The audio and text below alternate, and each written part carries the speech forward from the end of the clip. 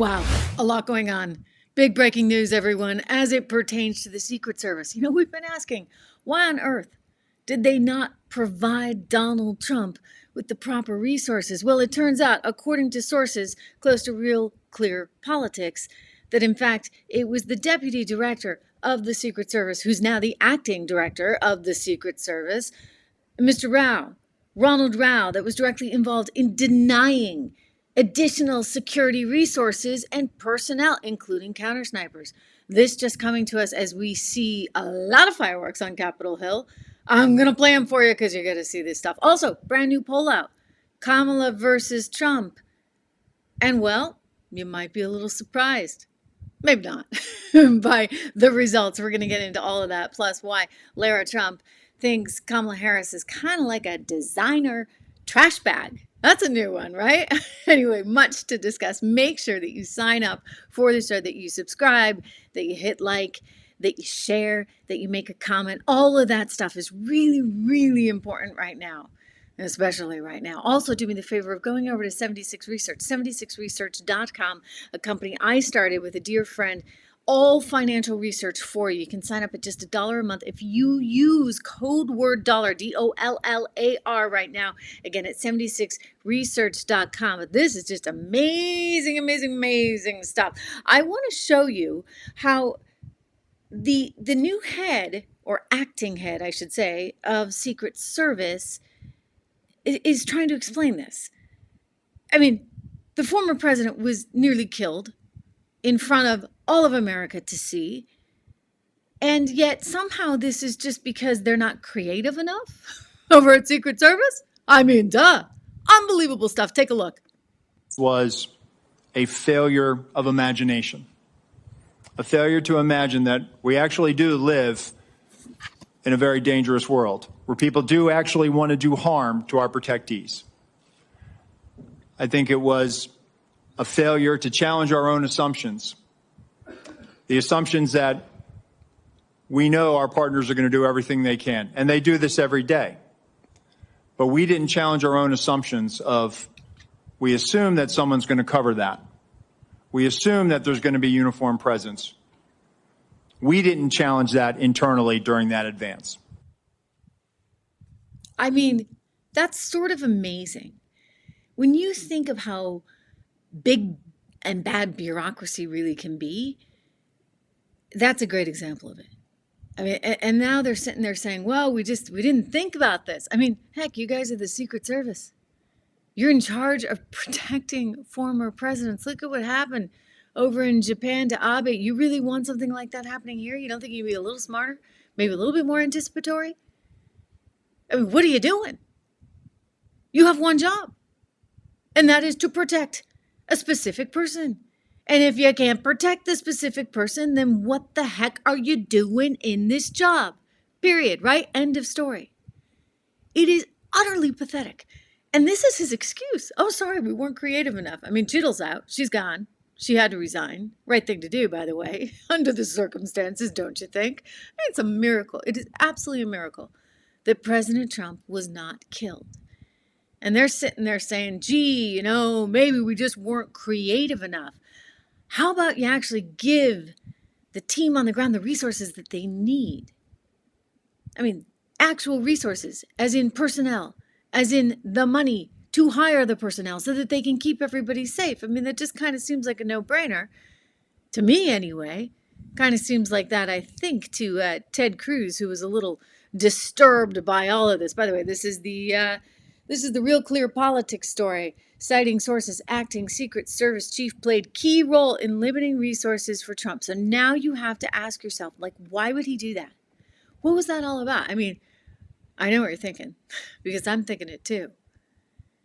Was there a way for the Biden administration to perhaps tamper the amount of campaigning, limit the amount of campaigning that Donald Trump would be able to do if they didn't provide him with the resources? I mean, they're probably sitting there going, hey, wait a second. Why does he have all these tens of thousands of people showing up at all these rallies? Why is he doing all these rallies? We don't want him doing all these rallies, right? And so thus, if we just don't provide him with the necessary security, maybe he won't do these rallies. That's what I'm thinking. I know that's what you're thinking, and I know that's what Ted Cruz is thinking, so let's watch him. He's having at this guy on Capitol Hill saying, this doesn't make any sense. Thank you very much. So let me tell you what I believe. I believe that the Secret Service leadership made a political decision to deny these requests. And I think the Biden administration has been suffused with partisan politics. Did the same person who denied the request for additional security to President Trump also repeatedly deny the request for security to Robert F. Kennedy Jr., whose father was murdered by an assassin and whose uncle was murdered by an assassin? Did the same person make that decision? Senator, what I will tell you is that Secret Service agents are not political. Okay, you're not answering my question. But you know what? Leadership appointed by the president, leadership appointed by the president is political. I have a simple question, yes or no. Did the same person deny the Trump request that also denied the RFK request? That's a yes or no question. Senator, that is not a yes or no question. One, there is a process for a candidate nominee to receive protection. Does the buck stop anywhere? Does the buck stop anywhere? Process that he'll it's a bicameral, bipartisan process. What camera? For a candidate, you are not a Congress. You don't have a cameral. Mr. Kennedy submitted a request that was referred over to the CPAC. Okay, you're refusing to answer the question. Okay, refusing to answer the question. Of course he's refusing to answer the question because I think somehow he might be a little bit implicated. Again, if you go back to the reporting from Real Clear Politics in all of this, he might actually be the guy. And don't let me say it because this is actually their sourcing. This is Real Clear Politics, and I'm reporting it's a pretty good source, okay? So, I'm not bringing you anything crazy here. But he's, of course, the one who succeeded Kimberly Cheadle, who resigned last week after, quote, bipartisan calls following her widely panned testimony before the House Oversight Committee. Well, this guy's doing pretty bad, too. I think he's going to be asked to step down. Quote, it was Roe's decision alone to deny counter-sniper teams to any Trump event outside of driving distance from D.C., according to these sources. Whoa. So he's the guy saying no. And then when Senator Cruz is challenging him on it, he's like, no, we're not political. We're not political at all. Wouldn't answer the question. And these are kind of alarming moments, alarming things to be discovering. Well, Senator Hawley had a few things to say about this as well. Let's take a listen to Josh Hawley, who's getting into it. I mean, like I said, fireworks and then some on Capitol Hill. As the person who made the decision to send Donald Trump onto stage knowing that you had a security situation, has that person been relieved of duty? No, sir, they haven't. Has the person who decided not to pull the former president off of stage when you knew that, in your words, the locals were working a serious security situation, has that person been relieved of duty? No, sir. Again, I refer you back to my original answer that we are investigating this through a mission assurance.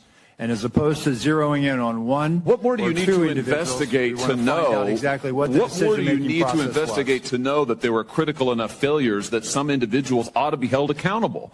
I mean, what more do you need to know? What I need to know is exactly what happened, and I need my investigators to do their job. And I cannot. A lot of people didn't do their jobs. I cannot put my thumb on the scale. Otherwise, what do you mean put your thumb on the scale?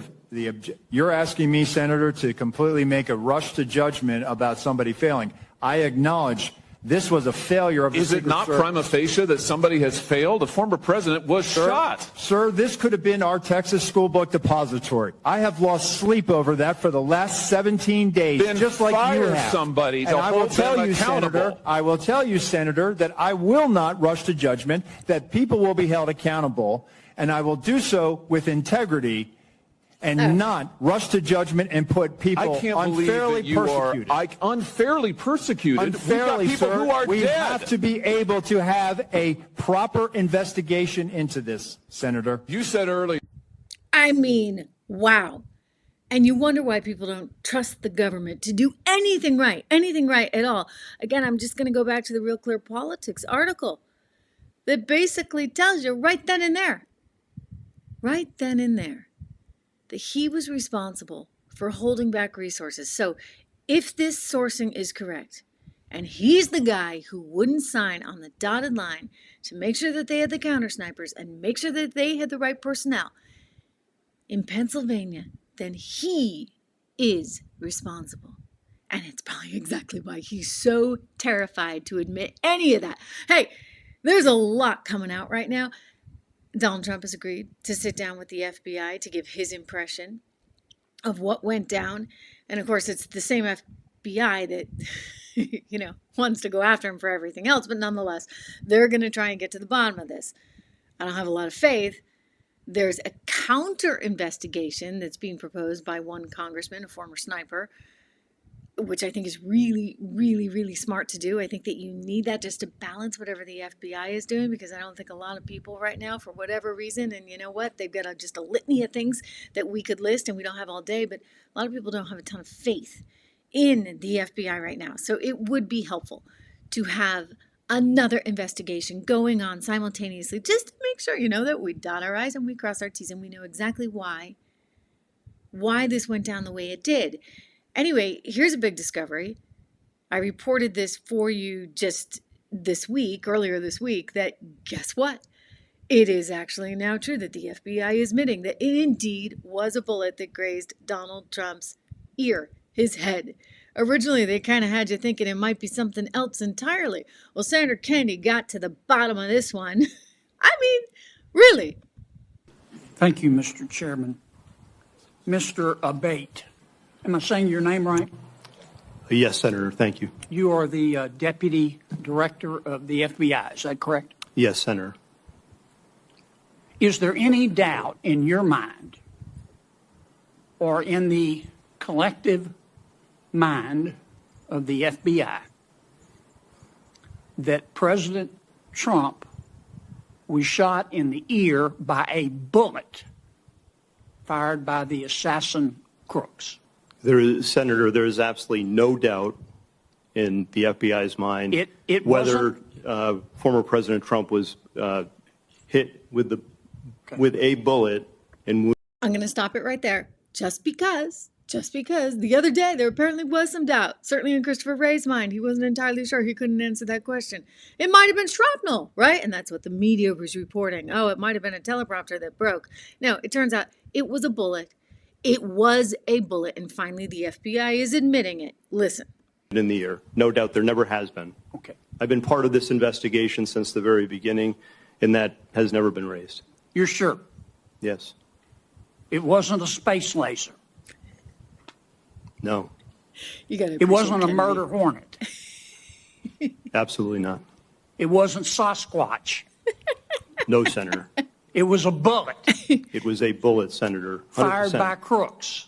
Yes, sir. That hit President Trump in the ear and almost killed him. 100%, Senator. Okay. Glad we cleared that up. Yeah. I'm really, really glad we cleared that up. I mean, crazy that it was left hanging out there for everybody to wonder about, right? I mean, think about that. How insane that we had to sit there and debate. Well, and you had the media jumping on just exactly like the media would love to do. The lefties in the media saying, no, like he's making something bigger out of this than it really is. You want to talk about feeding conspiracy theories. When you have a vacuum, when you have a void of information, that's exactly what happens. And so finally the FBI coming out confirming that. Good. Confirming it just as we got a new poll. A brand new poll out, ladies and gentlemen. Trump versus Kamala. Dun, dun, dun. What do you think? Well, this is interesting. He's way ahead of her. He's way ahead. I mean, listen, anything can happen in politics, and I don't think you count your chickens before they hatch. I'm very alarmed by everything they're doing, and I think we have a lot of reasons to be concerned. But a little bit of good news here for you. Yep, he's leading 48% to 45%, 7% still undecided. But this is a brand new Harvard-Harris poll, Harris no relation, and he's leading. You know what? You wouldn't know that by looking at all the media stories, now would you? You'd have no idea, because it seems like every single time I get another headline on my phone, it's about how great Kamala's doing. Granted, I mean, they were on the Titanic before. I mean, poor Joe Biden, right? Like nobody even knew if he was going to make it until November. And so there was certainly some concern, and the media fed that concern in part because they were trying to push him out, right? So it was a very orchestrated campaign. Don't kid yourself for 2 seconds. Barack Obama behind a lot of that, talking in the ear along with his disciples, like the guy who ran his campaign and a few others, in the ears of some of those CNN anchors, really pushing for him to go. And so eventually they got their way. And now they're just going to ride this all day. Oh, isn't Kamala doing great, great, great, great, great? Except she's not. She's not. She's still behind. And we need to hope it stays that way. I mean, I hope it stays that way because I care so much about this country and our policy and our economic policy specifically. And I think that this woman would be an absolute train wreck. I can say that with full confidence. Listen, it's another reason why you need to go to 76 Research. I'm going to put the link actually in the show notes so that you have that. Use code word $, go to 76report.com or go to 76research.com. Go and click on the 76 report and use that code word $, because you get it for just $1 a month for the first 2 months. Introductory rate, it goes to like $9.95 after. I'm telling you, it's the best $9.95 you've ever spent because you've got to be investing right now. You've got to. I'm going to sound like Susie Orman or one of those after a while. I don't mean to sound like that. And I'm not your mother. But you do need to be invested in the markets because that is how you're going to have a chance at actually creating something in this time when, I do worry that you're going to have increasingly the have and have-nots. You've heard me talk about this hourglass economy. Kamala Harris is all about the hourglass economy. She wants to help everyone on the bottom with tons and tons of promises. And of course, everybody on top, right? Because they're getting her where she needs to go. But what happens to the middle? The middle gets squeezed and squeezed and squeezed. So it would be a very bad thing, in my estimation, if Kamala Harris were to win this. And it's really encouraging to see she's not ahead in the polls yet. In fact, I showed you one the other day that's really pretty insightful. And granted, again, anything could change, but it's a look at young people, 18 to 35. And guess what? Trump's ahead. Big time in that crowd. I can't remember if it's 15 or 18 points, but massively ahead of Kamala Harris because young people don't like her. So she can go with the vomit green and black colors. Yeah, those are her campaign colors. Believe it or not, ladies and gentlemen, it's like the poster for Wicked, the Broadway show. You've got vomit green and black. Those are, so much for red, white, and blue. We don't need to be America anymore, apparently. Kamala Harris is in charge. So she's got some policies that I think would be pretty detrimental to the country from an international perspective, from a border perspective, clearly. We've already seen her lousy job on the border. And then, of course, certainly from an economic standpoint. Anyway, that's, not what the left thinks. The left thinks that Donald Trump is going to absolutely ruin the world and steal the country and democracy, this, that, and the other. Forget about the fact that what just went down there? I'd call that a good old-fashioned coup. Yeah, a big old coup. But, hey, I'm just a traditionalist. I've seen Venezuela and I've seen the United States of America with Barack Obama in the background telling Joe it's time to go. It's time to go. The word on the street, and this is not just my word from my sources, but this has been printed everywhere, okay? So go look it up, is that Barack Obama threatened the 25th Amendment. So they circled the wagons until he eventually left. And he did. They wore him down. They got him out. A la a coup, right? It's like we're full on Banana Republic. Now this team, this lefty team run by Obama, that's slipping in Kamala Harris, they realize they get a problem because you know what? Men don't like her. Women don't really like her either. Young people don't like her. African Americans don't like her. Nobody likes her. So they get a little bit of a problem. Granted, she's not Joe, and people aren't worried about her dying before November comes around. Sorry. But, it is what it is. So they've got to try and make her more likable. How will they do that? Oh, yeah, bring in Hollywood, starting with none other than, he's certainly no Hollywood nothing, but it's Eric Swalwell, who's out of California at least, and I guess he rounded up the troops. And they started this, white dudes for Kamala thing, which is, basically white simps or bootlickers or what else could we call them? Sycophants. All these dudes, these guys that are just sort of pathetic, right? Kind of. You have only to look at this guy who still misses Fang Fang, I suspect. Eric. Let's talk about Trump's age. Don't say 78-year-old. Let's say almost 80. Because he is. And this guy, for the last 2 years, has wanted to make this race entirely about age. You know what, pal? By the way, Trump had a good comeback on this because he sat down with Laura Ingraham the other day on Fox News, and he's like, hey, she's older than I thought. Kamala Harris is 60.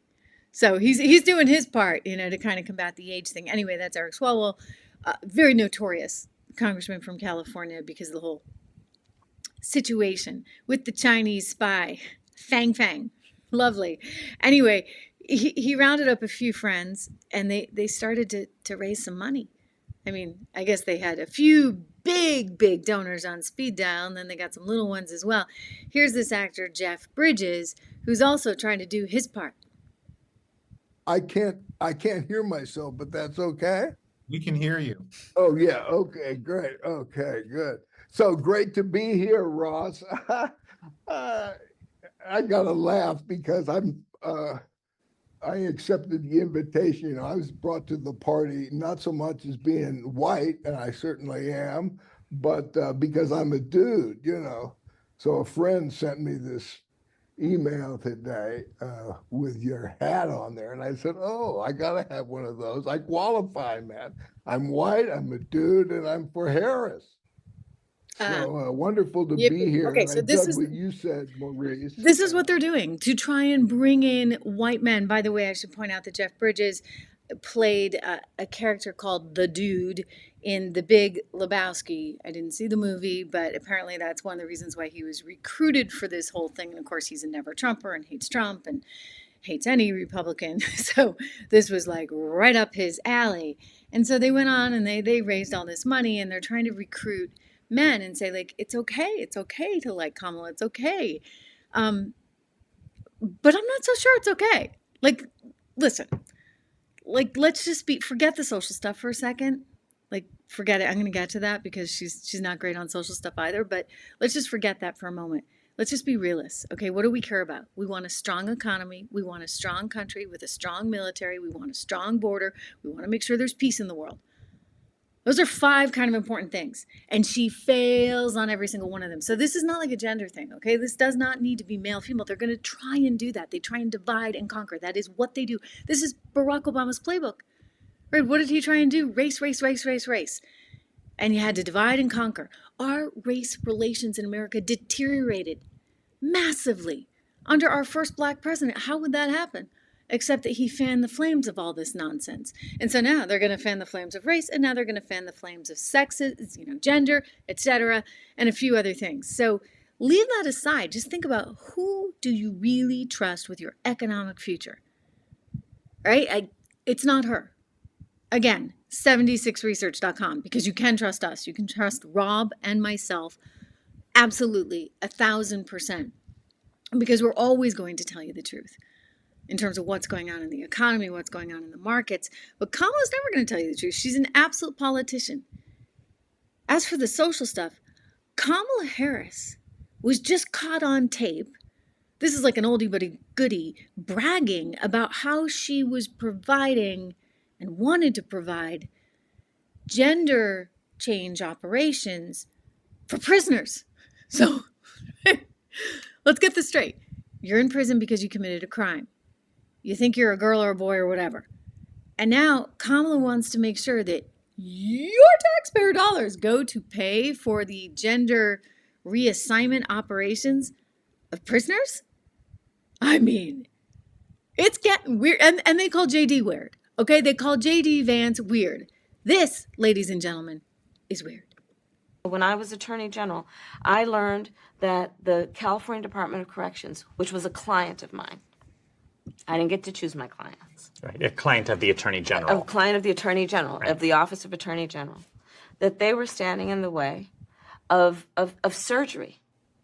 For prisoners. For prisoners. And there was a specific case. And when I learned about the case, I worked behind the scenes to not only make sure that that transgender woman got the services she was deserving.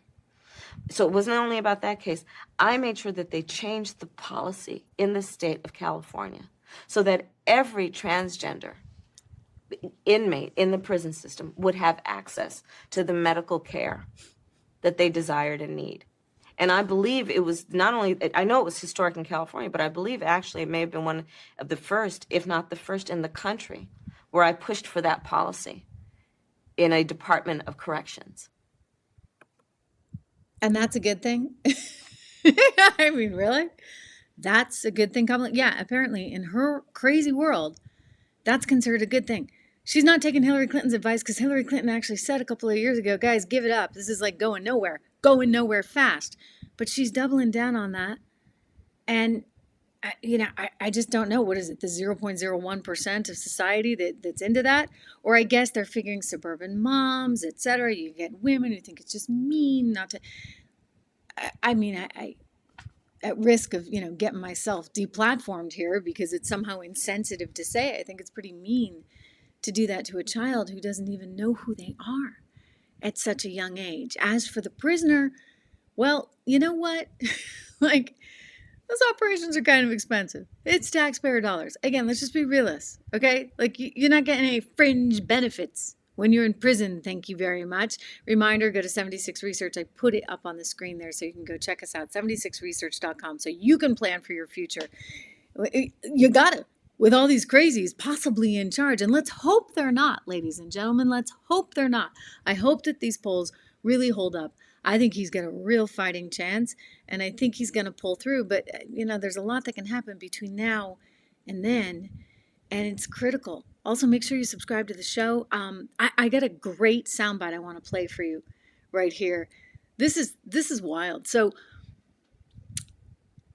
Lara Trump was on with, let's see, I guess Hannity. Hannity over at Fox just the other night.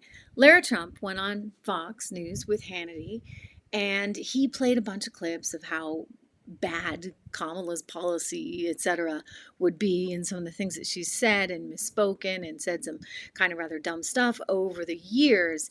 And Lara had a really good sort of take on it, a funny take on it, a controversial take on it, and maybe even a feminine take on it in a way. Let me play this for you because she kind of calls her a trash bag of some sort. Watch.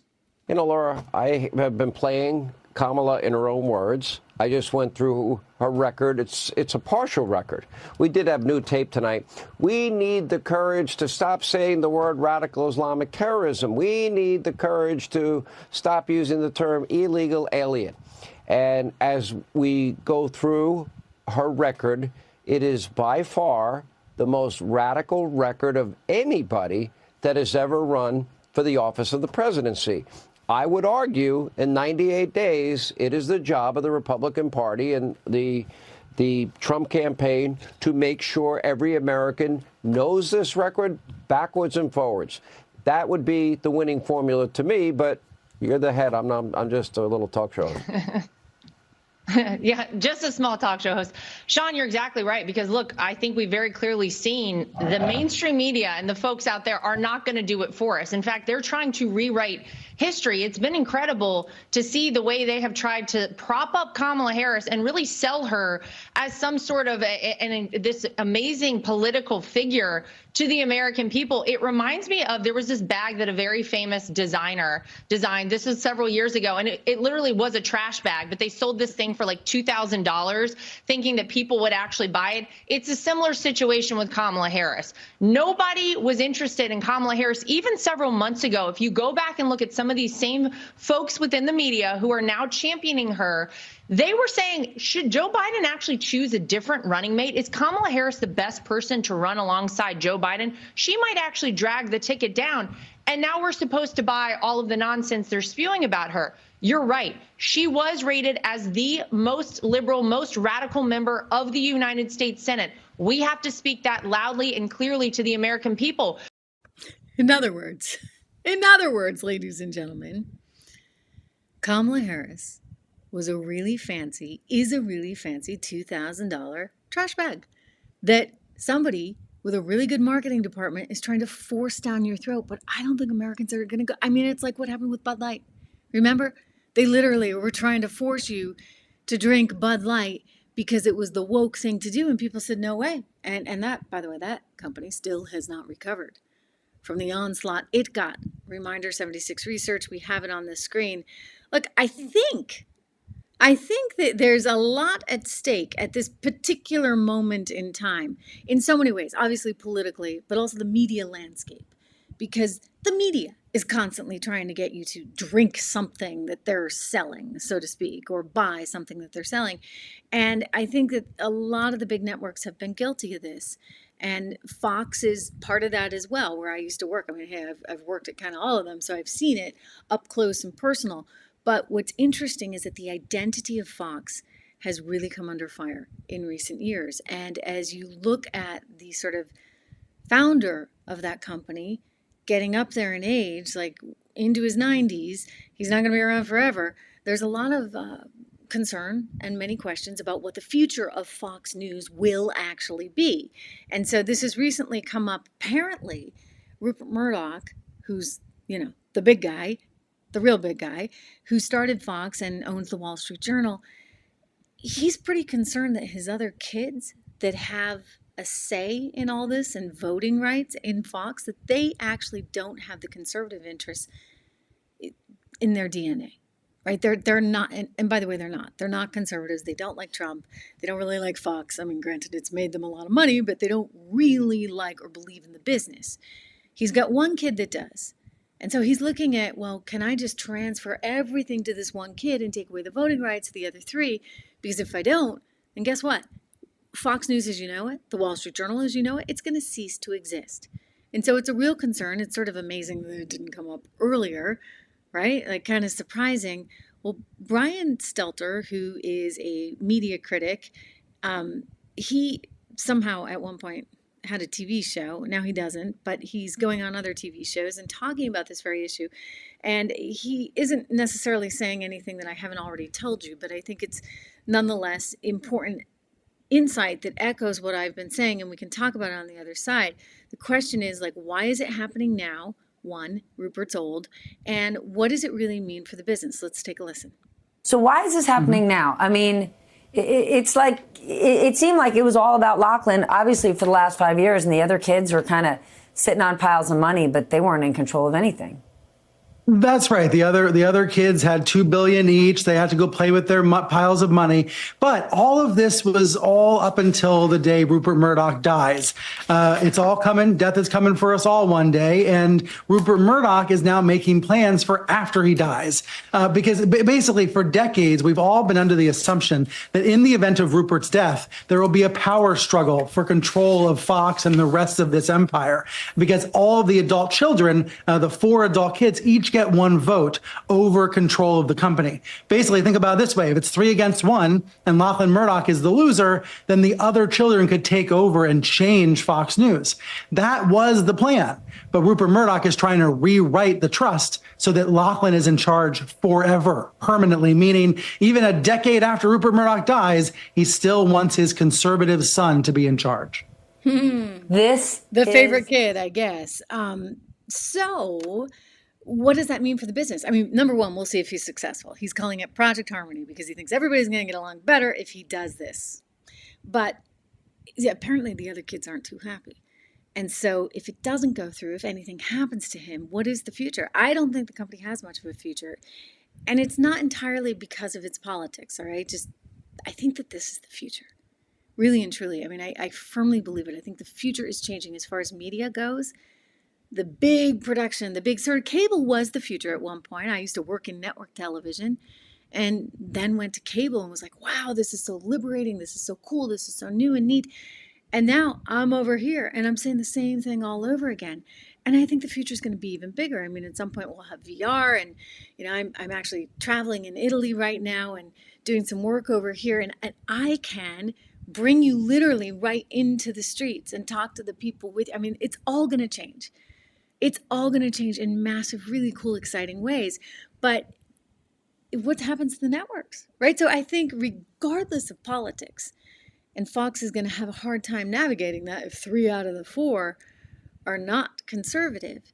If they're going to lose that sort of hold on the conservative market, and they've already started to, obviously because of streamers, obviously because of podcasts, obviously because of networks like Newsmax, et cetera, if they're going to lose that, then what does that mean for the company? What does it mean for shareholders? I mean, I wouldn't be very bullish, frankly, on Fox right now. And that's not like, sour grapes or anything. I'm thrilled I'm not there anymore. I mean, it's really not, it's kind of a thankless position to be in. And this is so different and so new and so cool. So please make sure you subscribe, like, share, all that good stuff. Hit the bell if you're on YouTube so that you know when I'm here live. But it really is just a massive shift in the industry. And I think there's going to be a lot of players that do get left behind. And Fox News, regardless of what happens with the kids, actually could be one of them. If they don't think about how to innovate and how to change, and maybe they will. Look, I mean, Lachlan had some tech ventures. I guess some of them failed previously, but his head's in that space and he's thinking about sports betting. They have sort of a hand in that, etc. So they're hopefully trying to be innovative enough, because they're going to have to be. It's so easy, right? When you're sitting on the big kahuna to just collect the checks. And by the way, not worry, you can hate the source of the income. You can say to your friends at the country club, oh my gosh, I can't believe this is the business. But it is the business. And I don't know if that business is really going to be there anymore. So we wish them lots of luck. I know a lot of you said sayonara ages ago. You're over here. I appreciate you being here. Thank you for that. Really, it does mean a lot. I think that eventually the end of this mainstream media is coming. It really is. I mean, there's some more changes that just came over at CBS I read about as I came on with you just moments ago. I guess the main anchor there, she's stepping down. The president of CBS News, she's stepping down. I mean, you've got so much change happening. I'm convinced ABC News is going to go bye-bye, and The View is going to go bye-bye very soon. And, there's one person that's going to have a party when it happens. I mean, look, I have friends that work in a lot of these places. I'm not wishing for them to lose their jobs, but I will tell you this.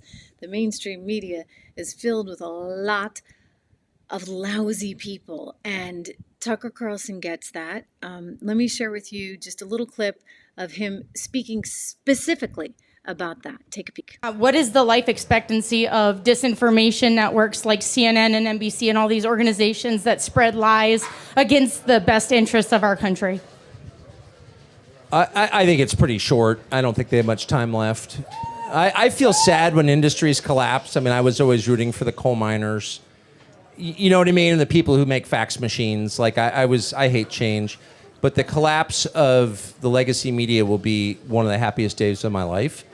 And I say that as someone who spent his life in legacy media. I'm the son of someone who did the same, so I've been in it literally for 55 years.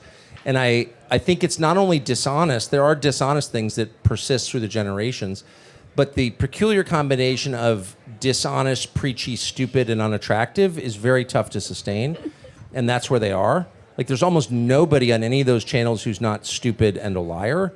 There are some, I know everybody, so there are some who got trapped there or something. You know what I mean? It's like being stuck in an elevator with people who haven't bathed and they can't get out. But most of them know exactly what they're doing, and they deserve to be punished for it through unemployment. And I think that's coming really soon. So it's an interesting take on things. I've often said this too. I think it's a really stupid bunch of people, and I'm sort of like, how am I surrounded by?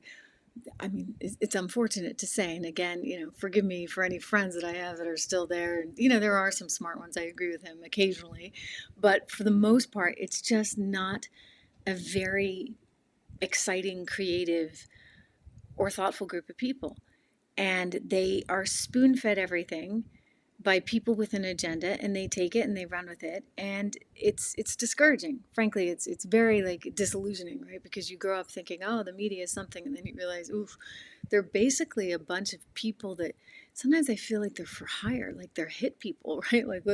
Let's just get so and so and so and so and do a hit job on such and such, and that's what happens, and that's frankly pretty disgusting, and that's what the media has become. So I'm hopeful that in this new sort of environment, there's an opportunity for individual creators, all of us, like me over here.